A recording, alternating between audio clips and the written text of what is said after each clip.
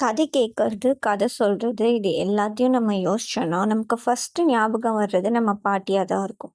ஒவ்வொருத்தருக்கும் அவங்க பாட்டி வந்து சின்ன வயசுல எப்போவாவது தூங்க வைக்கிறதுக்குன்னு ஏதாவது ஒரு கதை சொல்லுவாங்க. நான்லாம் என் பாட்டிய ரொம்ப டிஸ்டர்ப் பண்ணுவேன். அவங்கள நைட் போயிட்டு எனக்கு ஏதாவது கதை சொல்லுங்க, கதை சொல்லுங்கன்னு சொல்லிட்டு. அப்படி எங்க பாட்டி சின்ன வயசுல சொன்ன ஒரு கதையோட ஞாபகம் இருக்கிறத வரைக்கும் நான் உங்களுக்கு இந்த ஸ்டார்ட் பண்றேன் இந்த பாட்காஸ்ட்டோடைய ஃபர்ஸ்ட்டு கதையா.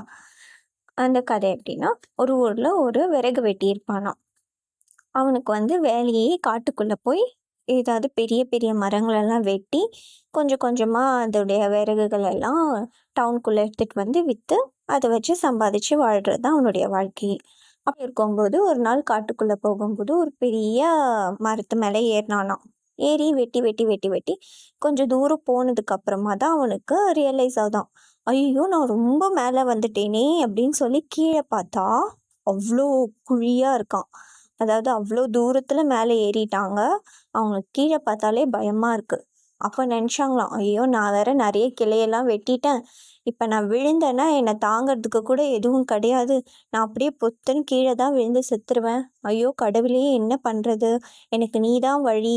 எப்படியாச்சும் என்ன இந்த இதுலேருந்து இக்கட்லேருந்து என்னைய எப்படியாவது என்ன காப்பாத்தி விட்டுட்டீங்கன்னா, நான் வந்து என் வாழ்நாள் முழுக்க உங்களுக்கு கடவுளுடைய வாழ்க்கையிலேயே நான் வாழ்வேன். நான் சன்னியாசியா கூட போயிடுறேன்.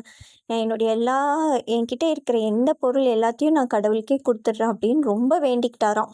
வேண்டி, வேண்டி, வேண்டி கண்ண மூடிட்டு அப்படியே கொஞ்சம் கொஞ்சம் கொஞ்சமா கீழ வந்தாங்களாம்.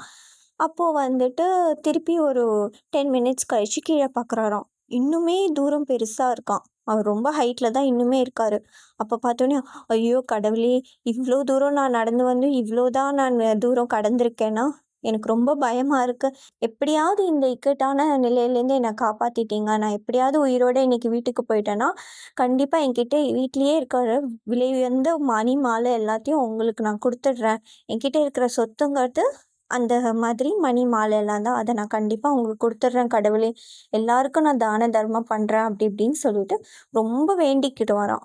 சரின்னு இன்னும் ஒரு 10, 15 நிமிஷம் கழிச்சு, கொஞ்சம் கொஞ்சமா அவர் கீழ வந்துட்டு இருக்காராம். கண்ண மூடிட்டு கண்ண சுத்தமா திறக்கலையாம். ஏன்னா கண்ண தொறந்தா அவருக்கு ரொம்ப பயம். கீழ ஏதாவது தட்டி விட்டுருமோ? மரத்துல இருக்கிற பாம்பு கொத்திடுமோ? இல்ல எப்படியாவது தடுக்கி விழுந்துருவோமோன்னு சொல்லி ரொம்ப பயத்துல அவர் கண்ண மூடிட்டே கொஞ்சம் கொஞ்சமா வராராம். அவர் திருப்பி கொஞ்ச நேரம் கழிச்சு கீழ பார்த்தா, இன்னுமே ரொம்ப தூரம் போக வேண்டியிருக்காம். அப்ப அவர் நெனச்சுக்கிட்டாராம், ஏதோ இவ்ளோ தூரம் நான் வந்துட்டேன். ஆனா கடவுளே! இன்னும் கொஞ்சம் தூரம் இருக்கு. அதையும் வந்து என்ன எப்படியாவது பத்திரமா என்ன அ கீழ கொண்டு வந்துட்டீங்கன்னா, நான் தினைக்கும் வாரம் கண்டிப்பா நான் கோவிலுக்கு வந்து தான தர்மம் பண்ணுவேன். வாரம் கண்டிப்பா வந்து நான் கோவில்ல வந்து என்னெல்லாம் என்னால செய்ய முடியுமோ அதெல்லாம் செய்றேன் அப்படின்னு சொல்லி, நான் உங்கள நம்பி தான் கடவுளே கண்ண மூடிட்டு இறங்குறேன். எப்படியாவது என் உயிர காப்பாத்திடுங்க அப்படின்னு சொல்லிட்டு, திருப்பியும் கொஞ்சம் கொஞ்சமா கீழ இறங்க ட்ரை பண்ணுவாராம். இப்படி கொஞ்சம் கொஞ்சம் வந்து இப்போ ஒரு பாதி தூரம் வந்துட்டாராம். பாதி தூரம் வந்தவுடனே கீழ பார்க்குறாராம். அப்பாடா! ஐயோ! பரவால்ல. என்ன எப்படியோ கஷ்டப்பட்டு பாதி தூரம் வந்தாச்சு. இன்னும் ஒரு பாதி தூரம் தான் இருக்கு. கடவுளே எப்படியாவது என்ன வந்து பத்திரமா மீதி தூரத்தையும் கடக்க வச்சுருங்க. நான் உங்களுக்கு கண்டிப்பா வந்துட்டு நானு நைட்டு எப்ப தூங்க போனாலும் உங்கள நெனச்சு நான் கும்பிட்டுட்டா தான் தூங்குவேன். இனிமே இந்த வாழ்க்கையில எந்த தவறும் பண்ண மாட்டேன். நான் எது பண்ணாலும் உங்கள்கிட்ட பிரார்த்தனை பண்ணிட்டு தான் பண்ணுவேன் அப்படின்னு சொல்லிட்டு, திருப்பியும் ப்ரேயர் பண்ணிட்டு, திருப்பியும் ஜெபிச்சுட்டு, அவர் கொஞ்சம் கொஞ்சமா இறங்குறாராம். இறங்கி, இறங்கி, இறங்கி, இறங்கி வந்து கடைசியில ஒரு ஆல்மோஸ்ட் கடைசிக்கு வந்துட்டாராம். கடைசியில வந்தவுடனே கீழ பார்த்தாராம். அப்பாடா! எப்படியோ கீழ வந்தாச்சு. இன்னும் கொஞ்சம் தூரம் தான். எப்படியோ வந்துரலாம் அப்படின்னு சொல்லிட்டு, மனசுல ரொம்ப தைரியத்த வரவழைச்சுட்டு, அது அவர் கிட்ட இருக்கிற நார்மலா இருக்கிற தைரியத்தோடயே இறங்கி கீழ வந்துட்டாராம். கீழ வந்து கால கீழ குத்துன உடனே மேல அப்படியே எந்திரிச்சு பார்க்குறாராம். அப்பாடா! நம்ம எவ்ளோ பெரிய மரத்த ஏறி இறங்கி இருக்கோம். எவ்ளோ விறகெல்லாம் சேர்த்துருக்கோம். எவ்வளவு விறகு கீழ கிடக்குது. இந்த தடவ நமக்கு நல்ல லாபம் கிடைக்கும். பரவால்ல, பரவால்ல. நம்ம பண்ண விடாமுயற்சிக்கும், கடுமையான உழைப்புக்கும் நமக்கு நல்ல பலன் கிடைச்சிருக்கு. இனிமே பாருங்க, இ இனிமே பத்திரமா ஏறி பத்திரமா வந்துரணும். நாம ஒரு பெரிய திறமைசாலி. இனிமே வந்துட்டு இதே மாரி நெறைய பண்ணி நம்ம நெறைய ஆ சம்பாதிச்சிடலாம் போல இருக்கே! அப்படின்னு சொல்லி தனக்கு தானே தன்னையே மெச்சிக்கிட்டு இருக்கிற வேலைகள்லாம் எடுத்துட்டு வீட்டுக்கு போயிட்டாராம். இதுலேருந்து எங்க பாட்டி என்ன சொன்னாங்கன்னா, "ஒரு மனுஷனுக்கு கஷ்டத்துல இருக்கும்போது மட்டும் தான் கடவுளோட அருமை தெரியுது.